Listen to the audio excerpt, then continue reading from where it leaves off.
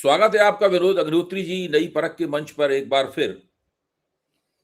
अक्सर जब आपसे बातचीत होती है तो हम लोग विपक्ष की कार्यनीति और रणनीति के ऊपर चर्चा करते हैं और नई परख के दर्शकों को पसंद भी आती है काफी चर्चा। वो इंतजार करते हैं कि कब विनोद जी आएं और विपक्ष की रणनीति के जो नए रुझान हैं उनको कैसे डिकोड किया जाए इसके बारे में कुछ कहें। अभी राहुल गांधी का एक वक्तव्य आया। कांशीराम, जो दलित नेता कांशीराम, बहुजन समाज पार्टी के संस्थापक, वामसेव के संस्थापक, DS4 के संस्थापक, एक तरह से अंबेडकर के बाद का जो दलित आंदोलन है उसकी सबसे बड़ी हस्ती हैं कांशीराम। उनके जन्मदिन के ऊपर उन्होंने मांग की, राहुल गांधी ने, कि इनको भारत रत्न दिया जाए। इससे पहले राहुल गांधी ने अपने एक वीडियो क्लिप में ये कहा था कि अगर कांशीराम जवाहरलाल नेहरू के जमाने में होते तो वो किसी प्रदेश के मुख्यमंत्री होते, ये उन्होंने कहा था। तो इसके जरिए राहुल गांधी क्या हासिल करना चाहते हैं, आपकी क्या राय है? वो क्या, उन्हें लगता है कि कांशीराम को भारत रत्न देने की मांग से वो क्या दलित वोटों को अपनी ओर खींच लेंगे, बड़े पैमाने पर कांग्रेस को दलित वोट मिलने लगेंगे? क्या चाहते हैं वो, क्या इससे हासिल करना चाहते हैं और क्यों कर रहे हैं इस तरह की मांग?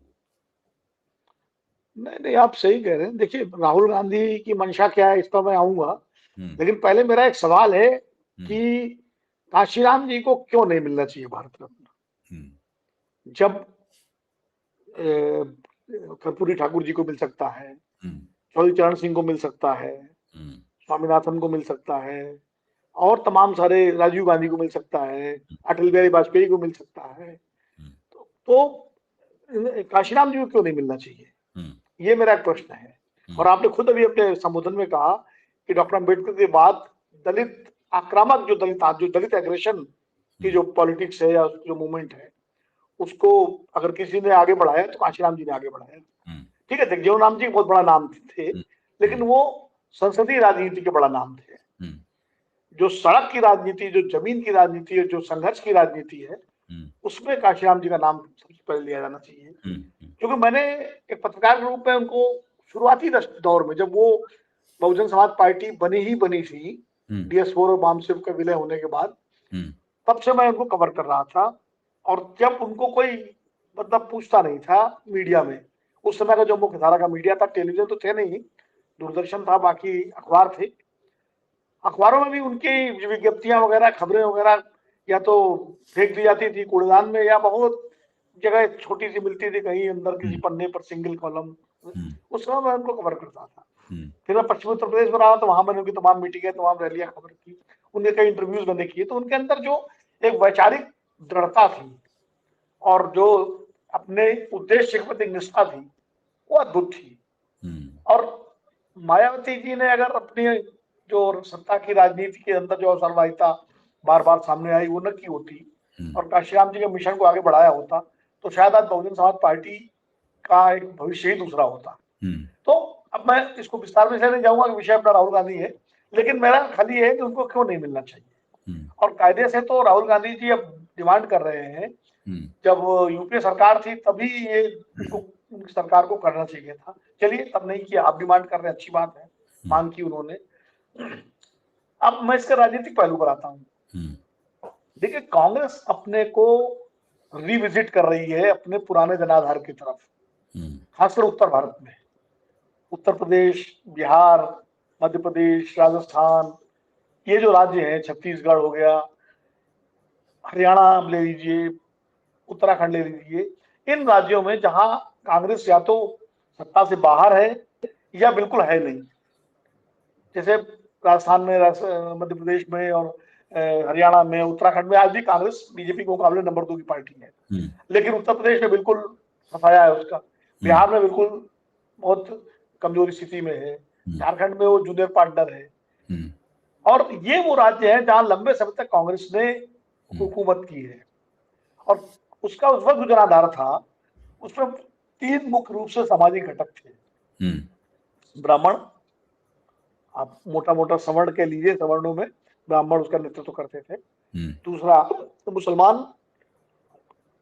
अल्पसंख्यक मुसलमान का नेतृत्व करते थे। और तीसरा, दलित।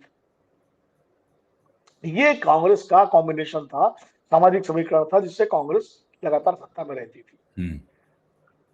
सबसे पहले कांग्रेस से राम मंदिर आंदोलन के दौरान मुस्लिम अलग हुए, फिर मंडल के बाद ये आपके अलग हुए, जो मुस्लिम और थोड़ा पिछड़े, अति पिछड़े जो थे वो भी कांग्रेस साथ हुआ करते थे, और राम मंदिर की वजह से आपके वो भी ब्राह्मण अलग हुए, सवर्ण अलग हुआ, और बाद में दलित अलग हो गया जब बहुजन समाज पार्टी का उभार हुआ। अब कांग्रेस ने सारे प्रयोग करके देख लिए उत्तर प्रदेश में। सलमान खुर्शीद को 2 बार प्रदेश अध्यक्ष बनाया, फिर कभी दलित खाबरी आए थे बीएसपी से, उनको अध्यक्ष बना दिया, फिर कभी किसी को, कभी ब्राह्मण भी बना लिए, सब बना दिए, लेकिन कांग्रेस का वो जनाधार अभी तक लौटा नहीं है। और कांग्रेस के अंदर एक जो थिंक टैंक है, खासकर राहुल गांधी की टीम में, उसमें एक ये जबरदस्त मंथन है कि सबसे पहले हमको दलितों पर फोकस करना चाहिए, क्योंकि अब बहुजन समाज पार्टी जो है वो अवसान उसका हो गया है। मायावती जी कोशिश कर रही है दोबारा उसको रिवाइव करने की, लेकिन कर पाएंगे कि नहीं कर पाएंगे ये प्रश्न है। लेकिन अभी जो उत्तर प्रदेश का, उत्तर भारत का जो दलित है वो लीडरलेस हो गया है, और खास करके दलितों की जो अगड़ी जातियां हैं, दलितों में भी तो एक सामाजिक विभाजन है। आप तो चूंकि समाजशास्त्री स्वयं है, आप जानते हैं उनकी जो अगड़ी जातियां हैं वो जो बीएसपी के साथ, जिनके नेतृत्व में बीएसपी आगे बढ़ी थी, वो बिल्कुल नेतृत्वहीनता की स्थिति है उनकी। चंद्रशेखर एक नए नेता के रूप में उभरे, लेकिन उनका प्रभाव क्षेत्र बहुत सीमित है। दलितों को बड़े छाते की तलाश है, जैसे पहले कभी कांग्रेस हुआ करती थी, बाद में बहुजन समाज पार्टी हुई, आज वो बड़े छाते की ओर फिर वापस आना चाहते हैं, जिसके नीचे वो अपना वो आगे बढ़ सके, सशक्तिकरण कर सके। कांग्रेस उस संभावना को देख रही है। भारतीय जनता पार्टी भी उस वैक्यूम को, उसको लेना चाहती है, और काफी हद तक गैर जाटो दलित भाजपा की तरफ गया भी उत्तर प्रदेश में, खासकर 2014 के बाद कई चुनावों में उसका समर्थन भी मिला, लेकिन फिर भी वो लीडरलेस है। अब 2024 के लोकसभा चुनाव में जब राहुल गांधी ने संविधान का मुद्दा उठाया, और जिस तरह से उत्तर भारत में और उत्तर प्रदेश में, महाराष्ट्र में, इन राज्यों में दलितों का समर्थन मिला कांग्रेस को, उससे कांग्रेस का उत्साह बढ़ा कि अगर दलितों पर हम फोकस करें तो दलित अगर हमारे साथ लौटता है तो फिर उसके बाद मुसलमान भी लौटेगा और ब्राह्मण भी लौटेगा, सवर्ण भी लौटेगा। ये उनका एक भरोसा बना है। और इसीलिए जो काशीराम जयंती पर लखनऊ में उसके एक दिन पहले एक सम्मेलन किया गया, और उस सम्मेलन में बड़ी संख्या में दलित एक्टिविस्ट आए, कांग्रेस से जुड़े हुए भी और गैर कांग्रेस, जो कांग्रेस के बाहर के भी थे, क्योंकि कांग्रेस की जो इस समय अनुसूचित SC/ST सेल है, उसके अध्यक्ष हैं राजेंद्र पाल गौतम, जो एक लंबे समय से जो इसी अम्बेडकराइट मूवमेंट से निकले हैं, फिर आम आदमी पार्टी में दिल्ली में रहे, मंत्री भी रहे, अब वो कांग्रेस में, वो बड़े आक्रामक किस्म के दलित नेता हैं, और वो इस मुहिम को बहुत तेजी से आगे बढ़ा रहे हैं।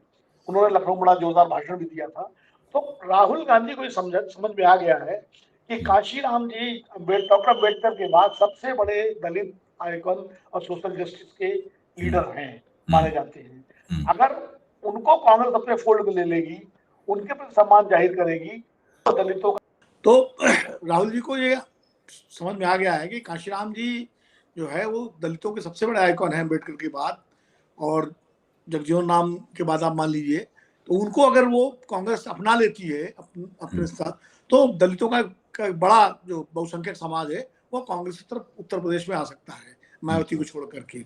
और इसीलिए 2 काम हो रहे हैं। एक तो काशीराम जी को भारत रत्न देने की मांग करके पत्र लिख दिया राहुल गांधी ने। अब इसमें एक पेच फंस गया।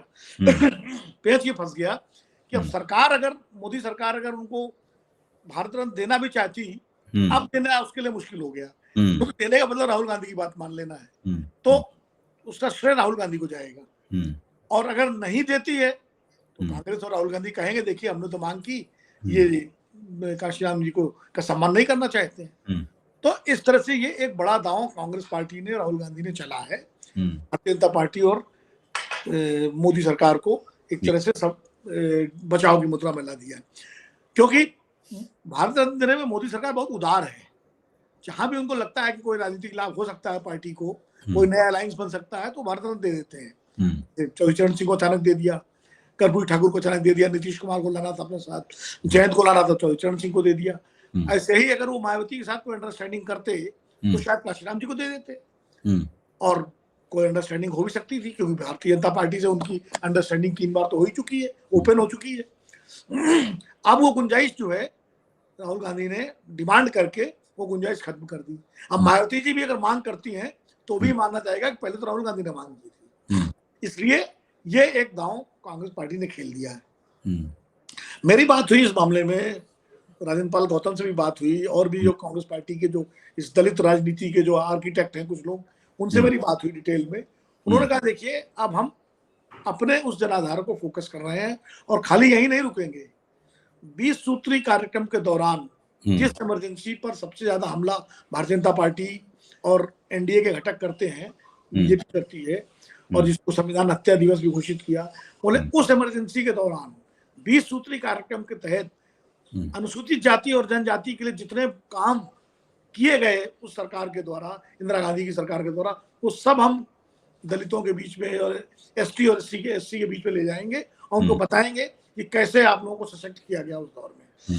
तो हमने कहा ये तो फिर आपका इमरजेंसी जो है आपातकाल के विरुद्ध के का आपका नैरेटिव अलग हो जाएगा। बोले हमें आपातकाल से क्या मतलब, हमारे वर्गों को उसमें लाभ मिला। जेल में जो गए थे वो राजनीतिक कार्यकर्ता गए थे, लेकिन एससी एसटी के लोग तो लाभान्वित हुए। तो हम उनको बताएंगे कि आपको क्या क्या लाभ मिला, और इस तरह हम कोशिश करेंगे अपने जनाधार को वापस पाने की। फिर राजीव गांधी के टाइम जिस तरह पंचायती राज हुआ और उसमें आरक्षण वगैरह की व्यवस्था की गई, वो सारा तो वो सब हम वो पूरा तैयारी करके वो इसको ले जाएंगे। तो कुल मिला के कांग्रेस पार्टी और राहुल गांधी अब सोशल जस्टिस के प्लैंक में अति पिछड़ों के साथ साथ वो दलितों पर, एससी और एसटी पर फोकस कर रहे हैं, और टारगेट उनका है उत्तर प्रदेश, बिहार, राजस्थान, मध्य प्रदेश, छत्तीसगढ़ के राज्य जहां इनकी संख्या काफी है, और पंजाब, क्योंकि पंजाब में 33% के आसपास दलित है, और काशीराम जी पंजाब से आते थे। देखिए काशीराम जी को भारत रत्न देने का फायदा कांग्रेस उठाना चाहती है उत्तर प्रदेश से पहले के साथ साथ पंजाब में, दोनों राज्यों में 2027 में चुनाव होने हैं। तो ये उनकी पूरी रणनीति है। नहीं, तो आपने तो बहुत अच्छी व्याख्या की, और आपने एक तरह से ये भी बता दिया और इशारा कर दिया कि जो दलित वोट जो है, चूंकि वो मायावती के साथ में, मायावती की निष्क्रियता के कारण, या मायावती की जो एक तरह से देखा जाए व्यवस्था परस्ती है, मैं ये तो नहीं कहूंगा कि मैं इस भाषा का मैं इस्तेमाल नहीं करता कि वो बीजेपी की बी टीम है या दूसरी टीम है, नहीं वो नहीं है, लेकिन एक तरह से मायावती ने अपने आप को निष्क्रिय कर लिया। केवल कभी कभी कोई बयान जारी कर देना, लिखित बयान पढ़ देना वगैरह वगैरह, उनकी पार्टी कुछ काम करती हुई तो नजर आ नहीं रही है। या कभी कभार कोई रैली कर देना, उस रैली से बड़ी उम्मीदें बनती हैं कि ये सब भाई बहुत आगे बढ़ रही है, लेकिन रैली के बाद फिर दूसरे कार्यक्रम के बीच में बहुत बड़ा गैप होता है, बड़ा अंतराल होता है, कुछ होता ही नहीं है उसमें कार्यक्रम में। इसलिए दलित वोट धीरे धीरे एक नया मुकाम तलाश कर रहा है। वो मुकाम उससे कैसे मिलेगा? क्या मायावती के मुकाबले कोई चंद्रशेखर जैसा कोई समांतर नेता उभरेगा, उसमें वो दलित अपना मुकाम देखेगा? अभी तक उसके भी संकेत नहीं दिखाई पड़े हैं। चंद्रशेखर की राजनीति में केवल वो नगीना से अपना चुनाव जीत गए थे, इसके अलावा तो उसके बाद राजनीति में कुछ नया घटित हुआ ही नहीं उसमें। कम से कम मुझे नहीं पता है, अगर आपको पता है तो आप बताइए। नगीना से चुनाव जीतने के बाद में उनकी राजनीति में ऐसा कुछ भी घटित नहीं हुआ जो उल्लेखनीय हो। जी देखिए, चंद्रशेखर ने 2 प्रयोग किए और दोनों में वो विफल हुए। एक प्रयोग उन्होंने हरियाणा के विधानसभा चुनाव में किया था, वो दुष्यंत चौटाला की जो पार्टी है उसके साथ उन्होंने अलायंस किया था, और जो बिल्कुल बुरी तरह से वो अलायंस पिट गया। और दूसरा प्रयोग वो कोशिश उन्होंने की समाजवादी पार्टी के साथ 2022 के चुनाव में जाने की, लेकिन उसमें उनकी बात नहीं बनी, और फिर उन्होंने राजस्थान विधानसभा चुनाव में कुछ प्रत्याशी खड़े किए। ये प्रयोग पहले किया था, एमपी बनने के पहले कुछ प्रयोग राजस्थान में कुछ खड़े किए अपने उम्मीदवार, कुछ अन्य राज्यों में अलग अलग खड़े किए, कुछ हुए 1-2 उम्मीदवार उनके अच्छा लड़े भी चुनाव, लेकिन वो सब उनकी उन उम्मीदवारों की अपनी व्यक्तिगत हैसियत थी। उसमें चंद्रशेखर, राजस्थान वगैरह में चंद्रशेखर जी का कोई प्रभाव नहीं है। उत्तर प्रदेश में भी चंद्रशेखर जी का जो प्रभाव मात्र है वो नगीना और थोड़ा बहुत सहारनपुर में आप मान सकते हैं, उस बेल्ट में ये जहां वो सक्रिय रहे हैं। एक पैन यूपी प्रभाव जो है, जो जैसे काशीराम जी ने अपना बनाया था, तो फिर काशीराम जी का प्रभाव तो यूपी के बाहर भी बहुत कई राज्यों में हो गया था, और मायावती जी ने उसको उसकी उत्तराधिकारी बनी, लेकिन उस सहेज के नहीं रख पाई। वो उस तरह की अभी थी, वही कांग्रेस अपने लिए अवसर देख रही है। कांग्रेस के पास अगर कमी है तो एक बड़े आक्रामक और बड़े संघर्षशील दलित नेता की, जो इसको, इस मुहिम को धार दे सके। और शायद राजेंद्र पाल गौतम को इस काम में लगाया गया है। और उस दिन जो लखनऊ में उन्होंने भाषण दिया था वो बड़ा आक्रामक भाषण था। अगर वही शैली उनकी बनी रहती है और वो आगे बढ़ते हैं तो देखते हैं क्या होता है, लेकिन वो एक प्रयोग कांग्रेस कर रही है। अच्छा, दूसरे मुझे एक और बात लगती है, एक ये प्रयोग, इस प्रयोग को अगर पंजाब के चुनाव के संदर्भ में देखा जा सकता है, आपने ठीक ही देखा। उत्तर प्रदेश के चुनाव के संदर्भ में देखा जा सकता है, वो भी आपने ठीक ही देखा। अगर उत्तर भारत को छोड़ दिया जाए, खासतौर से उत्तर प्रदेश और बिहार को, मतलब इन दो जगहों को,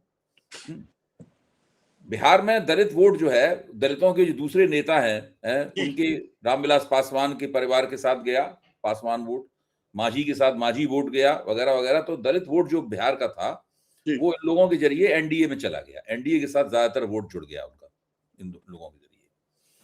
उत्तर प्रदेश में बहुजन समाज पार्टी की वजह से कांग्रेस से वोट निकल के इधर मायावती में आ गया। लेकिन इसके अलावा देश में कांग्रेस आज भी दलित वोटरों का प्रमुख आकर्षण है।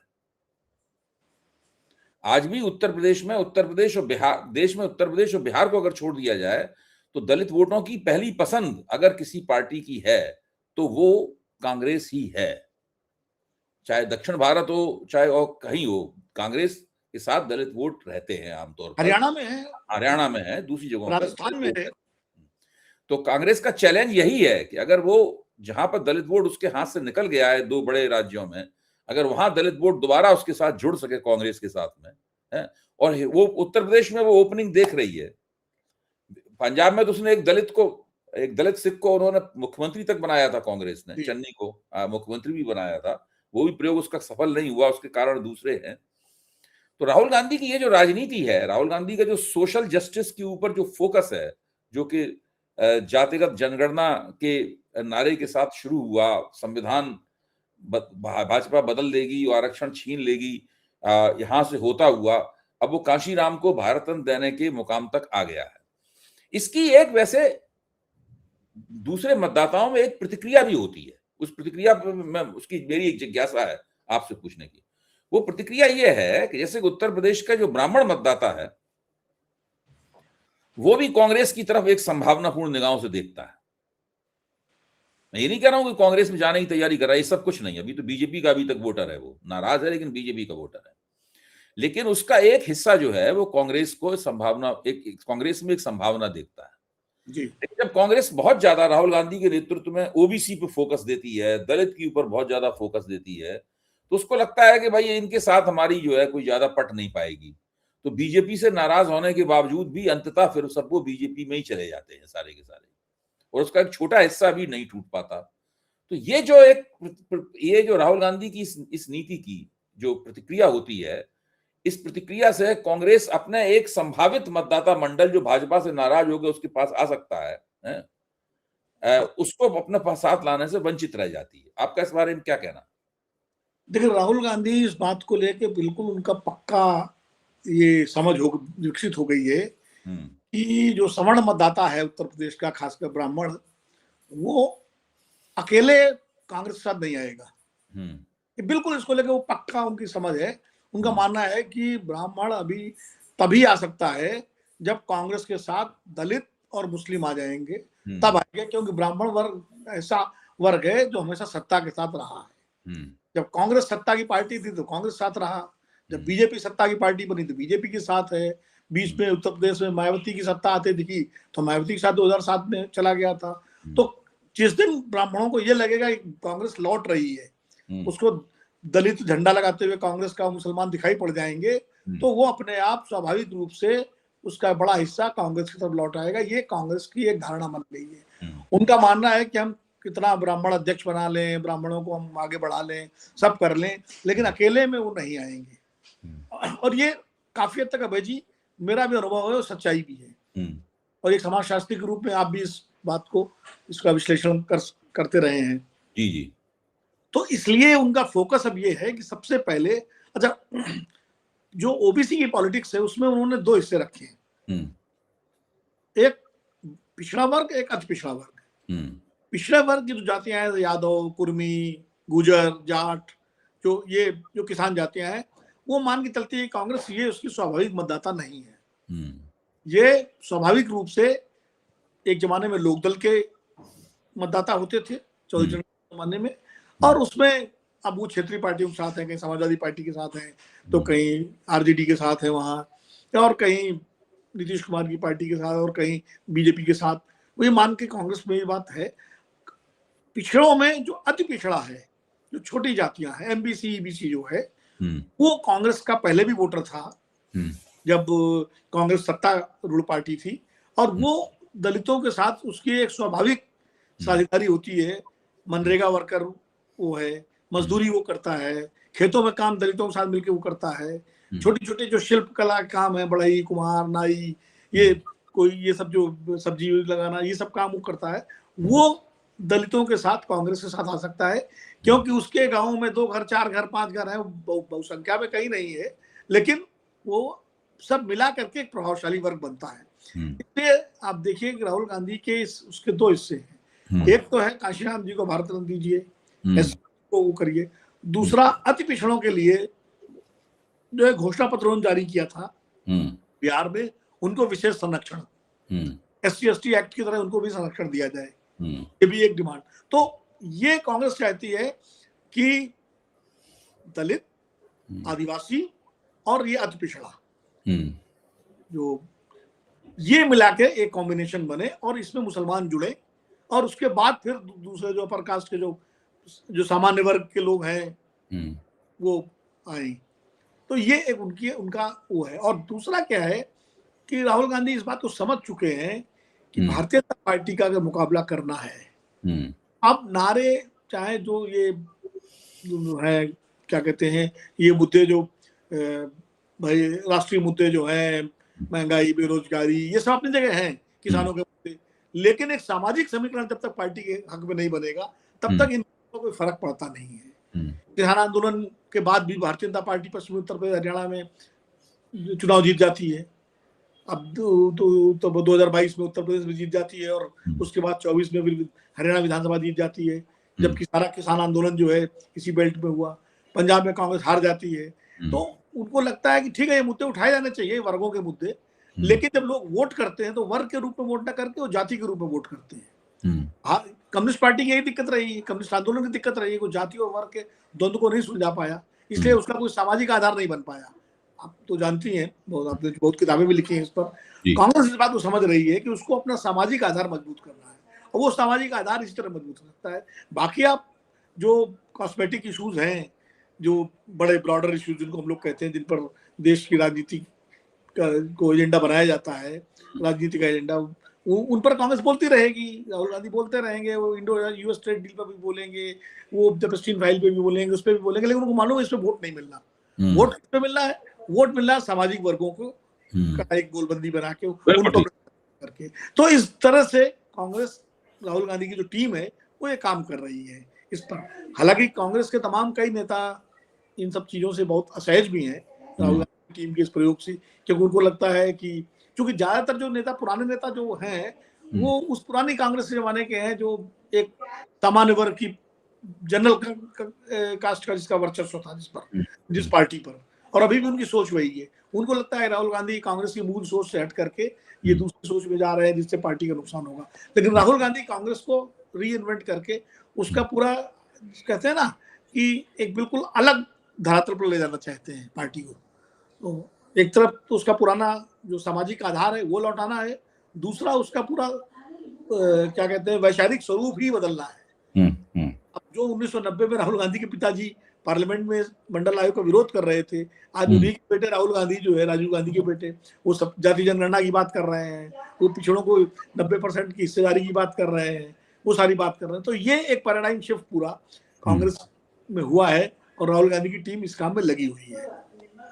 नहीं, ये आपने बहुत अच्छा विश्लेषण किया, और बड़े अच्छे तरीके से आपने इस बात को रेखांकित किया कि जिस दिन ऊंची जातियों को, खासतौर से ब्राह्मणों को, ये दिख जाएगा कि दलित और मुसलमान उत्तर प्रदेश में कांग्रेस का झंडा लगा रहा है और वो कांग्रेस की रैली में बड़े पैमाने पर उमड़ रहा है, राहुल गांधी जिंदाबाद के नारे लगा रहा है, कांग्रेस का झंडा उठाए हुए है, उस दिन बीजेपी का जेबी वोटर जो है ऊंची जातियों वाला, वो भी कांग्रेस में जाने के बारे में सोचने लगेगा।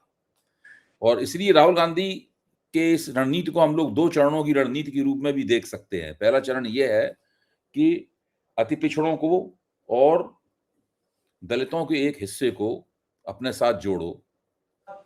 मुसलमान मोटे तौर पर कांग्रेस के प्रति पहले से ही हमदर्दी रखता है काफ़ी, ऐसी बात नहीं है। जहाँ भी मौका मिलता है, कांग्रेस को उसका वोट मिलता है उसका। और अगर ऐसा हो पाया, तो ऊँची जातियों के आने का भी सिलसिला शुरू हो जाएगा और एक तरह से वो भाजपा के अंत की शुरुआत होगी। क्योंकि आखिरकार भाजपा टिकी हुई है ज़मीन पे कहीं उत्तर भारत में, तो वो ऊँची जातियों के दम पे ही टिकी हुई है। जो कमज़ोर जातियाँ हैं, वो भाजपा में आती-जाती रहती हैं। कभी उनका कुछ वोट मिलता है, कभी वोट उसके हाथ से निकल जाता है। तो मुझे लगता है कि ये आपका विश्लेषण जो है ना, ये जो रणनीतिक यथार्थ है कांग्रेस का, उस रणनीतिक यथार्थ को हमारे सामने रखता है। आप उसमें कुछ टिप्पणी करना चाहें अगर मेरे इस समाहार के ऊपर, तो करें विनोद जी। नहीं, देखिए बिल्कुल आपने जो लबो-लुआब पूरा कंक्लूड किया बातचीत का, मैं उससे काफी तक सहमत हूँ। एक दो चीजें उसमें और मैं जोड़ देना चाहता हूँ। राहुल गांधी के सामने जो चुनौती है वो भी हमको उस पर डिस्कस करना चाहिए कि उनका एजेंडा जो लागू होने में दिक्कतें क्या आ रही हैं। पहली चुनौती तो ये है कि कांग्रेस का जो पुराना जो नेतृत्व है, पुराने जो लीडरान हैं तमाम राज्यों में, वो इसको बहुत सहज स्थित रूप में नहीं ले पा रहे हैं। वो ठीक है, वो राहुल गांधी के हम हाथ तो मिला देते हैं, लेकिन नीचे तक ले जाने में उनको दिक्कतें आ रही हैं आती। दूसरी और कई उसमें ऐसे हैं जो मतलब राहुल गांधी की शब्दावली अगर कहें तो कॉम्प्रोमाइज्ड भी हैं। अपने अपने जहां जिन जिन राज्यों में वो है, उनकी सरकारें अगर वहां बीजेपी की सरकार है, तो वो उनके बड़े अच्छे रिश्ते हैं, उनके सारे काम धाम होते रहते हैं, तो वो नहीं चाहते कि यहाँ कोई ऐसी स्थिति उनके लिए उत्पन्न हो जो असहज हो, उनके काम धंधों पर असर पड़े, उनके उस पर असर पड़े। और इस संदर्भ में एक चीज उल्लेख करूं कि उसी लखनऊ के सम्मेलन में राज्यपाल गौतम ने एक बात कही। उन्होंने कहा कि राहुल जी, कांग्रेस पार्टी तो गरीब होती जा रही है, कांग्रेस पार्टी के जो नेता है वो सब अमीर हो गए हैं, उनके पास बड़ी बड़ी जो है अरबों खरबों की दौलतें हैं और कांग्रेस पार्टी गरीब होती जा रही है। तो राहुल गांधी ने इसका बड़ा अच्छा जवाब दिया। उन्होंने कहा कि बीजेपी बहुत अमीर पार्टी हो गई है, राहुल गांधी ने कहा, और हम कांग्रेस पार्टी अगर गरीब है तो हम गरीब ही रहना चाहते हैं, क्योंकि जब हमारी पार्टी गरीब रहेगी तो हम लोगों के बीच ज्यादा जुड़ पाएंगे और खासकर उस गरीब तबके की ओर जुड़ पाएंगे जिसके लिए हम यहाँ बैठे हैं, आए हैं। जो तो उनका ये कहना था। तो यानी ये बात वो राहुल गांधी भी समझ रहे हैं कि उनके जो अमीर नेता है वो क्यों अमीर है और क्यों वो उनके एजेंडे से थोड़ा सा परहेज रख रहे हैं। लेकिन कांग्रेस का जो वर्कर है, खासकर नीचे का वर्कर, वो उत्साहित है। वो चाहता है कि इस दिशा में आगे काम हो, तो वो भी इस पे काम करे। जी। इसीलिए कांग्रेस पार्टी की SC/ST सेल को बहुत प्रोएक्टिव किया गया है। कांग्रेस पार्टी में इसमें दो जो उनके जो संगठन है, फ्रंटल ऑर्गेनाइजेशन, वो सबसे ज्यादा एक्टिव है। एक उनका जो SC/ST सेल जो है, और दूसरा जो OBC डिपार्टमेंट है। OBC डिपार्टमेंट जिसको डॉक्टर अनिल जैहिंद हेड कर रहे हैं, जो पुराने समाजवादी हैं और पिछड़ों सामाजिक न्याय की राजनीति से ही निकले हैं। और SC/ST सेल को राज्यपाल गौतम और ये लोग हेड कर रहे हैं। आपके एक मित्र भी हैं जो कांग्रेस में हैं, प्रोफेसर रतन लाल जी, वो भी काफी एक्टिव है इस दिशा में, इस एजेंडे को आगे बढ़ाने में। और भी कई लोग हैं। तो ये वो लोग हैं जो मूलतः कांग्रेस में नहीं थे। वो चाहे अनिल जैहिंद हो, चाहे रतन लाल जी हो, चाहे राज्यपाल गौतम हो, या अगर पर्दे के पीछे कुछ और लोग भी एक्टिव हैं, जैसे अशोक भारती, या जो पार्टी में शामिल नहीं है लेकिन पार्टी से इतर काम करते हैं। तो ये सब वो हैं जो कांग्रेस पार्टी के मूल कार्यकर्ता नहीं रहे हैं। अम्बेडकराइट हैं, दलित राजनीति से निकले हैं, या वो सामाजिक न्याय की राजनीति से निकले, अब कांग्रेस में हैं या कांग्रेस के प्रति साथ हैं, वो ज्यादा उत्साह से काम कर रहे हैं। और ये भी माना जा रहा है कि कांग्रेस के जो पुराने दलित नेता हैं, वो शायद उस तरह का रिजल्ट है जिसके अपेक्षा